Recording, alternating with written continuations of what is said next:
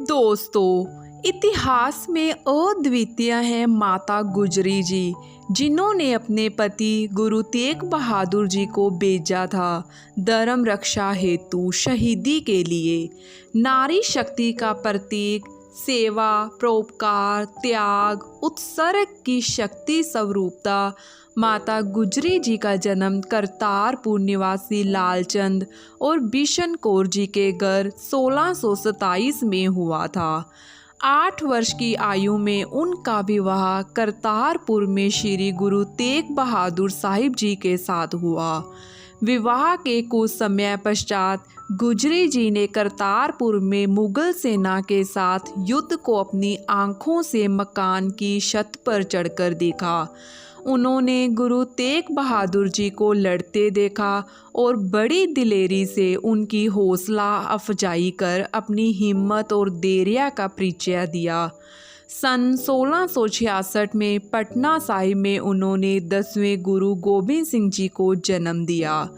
अपने पति गुरु तेग बहादुर जी को हिम्मत और दिलेरी के साथ कश्मीर के पंडितों की पुकार सुन धर्म रक्षा हेतु शहीदी देने के लिए भेजने की जो हिम्मत माता जी ने दिखाई, वे विश्व इतिहास में अद्वितीय है।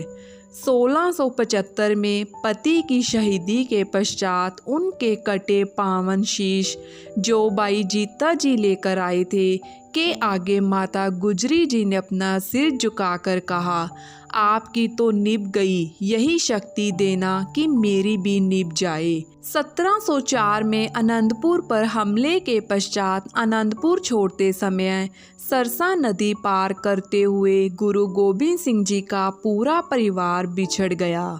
माता जी और 2 छोटे साहिबजादे गुरु गोबिंद सिंह जी और उनके 2 बड़े भाइयों से अलग हो गए।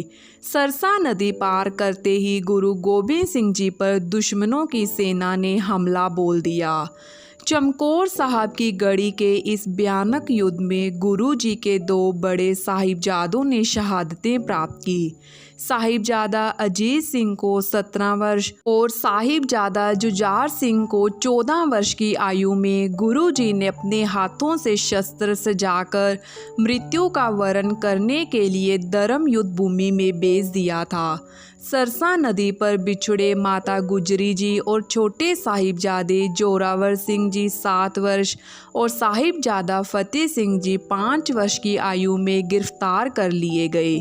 उन्हें सरहंद के नवाब वजीर खां के समक्ष पेश कर ठंडे बुर्ज में कैद कर दिया गया और फिर कई दिन तक नवाब, काजी और अन्य अल्लाहकार उन्हें अदालत में बुलाकर धर्म परिवर्तन के लिए कई प्रकार के लालच और धमकियां देते रहे।